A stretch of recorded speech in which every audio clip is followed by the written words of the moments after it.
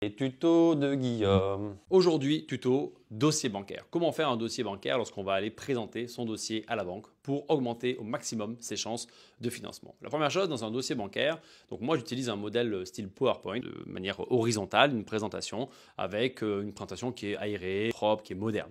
Donc dans cette présentation, qu'est-ce qu'on va retrouver comme élément? Premièrement, on va trouver le CV, un CV, donc en fait finalement votre présentation de votre parcours. Alors je ne demande pas de savoir si vous avez eu le bac ou pas le bac, mais en gros, votre dernier niveau d'études, votre nom, votre prénom, votre âge, où est-ce que vous habitez, tous ces éléments-là, c'est votre carte d'identité si vous voulez plus qu'un CV de la situation, donc de vous et de votre associé. Vous pouvez mettre des photos, je pense que ce n'est pas une mauvaise idée, à part si vous avez une tête horrible. Mais sinon, si vous avez une tête à peu près normale, pensez à mettre une photo, c'est bien, ça va personnaliser en fait et personnifier finalement votre dossier bancaire. Ensuite, vous allez faire le détail de votre situation financière. Quelles sont les disponibilités financières? Où est-ce qu'elles sont placées? Est-ce que j'ai de l'argent en assurance vie, sur mon compte courant? Est-ce que j'ai des SCPI? Est-ce que j'ai de l'argent placé sur d'autres domaines? Toute la partie crypto, je vous invite à ne pas en parler parce que c'est plus souvent négatif qu'autre chose et il y a souvent une méconnaissance du domaine bancaire sur le fonctionnement de la crypto qui est quand même anti-bancaire, donc je ne conseille pas trop d'en parler. Ensuite, vous allez avoir toute la partie quelle est ma situation sur mes entrées, mes sorties financières. Quels sont mes crédits en cours, quelles sont mes dépenses et mes entrées, combien je gagne tous les mois, est-ce que j'ai des revenus complémentaires avec des revenus locatifs, etc.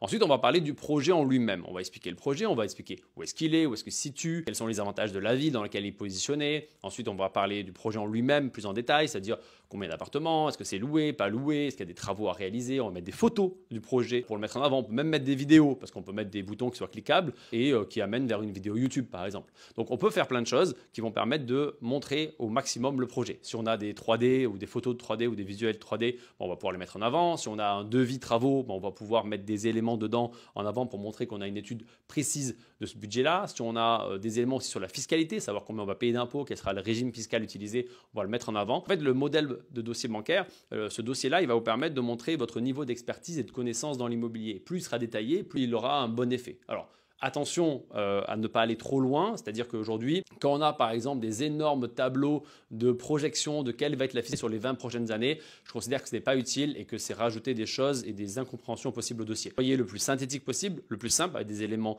faciles à comprendre, évitez les longues phrases, des mots simplement, des mots-clés et des éléments clés dans votre projet. Si vous avez des plans du projet, vous pouvez les montrer. Si vous avez des exemples de réalisation des projets que vous avez déjà réalisés, c'est aussi un élément. Si vous voulez dire aussi que vous êtes formé chez Club Immobilier, c'est un élément, c'est un argument parce que ça vous permet de vous montrer que vous n'avez pas fait ça au hasard et que vous êtes formé, que vous avez payé pour vous former, pour investir dans l'immobilier. À la fin, vous allez demander, voilà, moi je voudrais un crédit sur tant d'années, avec tant d'apports, avec tel niveau d'assurance, avec telle personne associée ou pas en SCI ou en nom propre.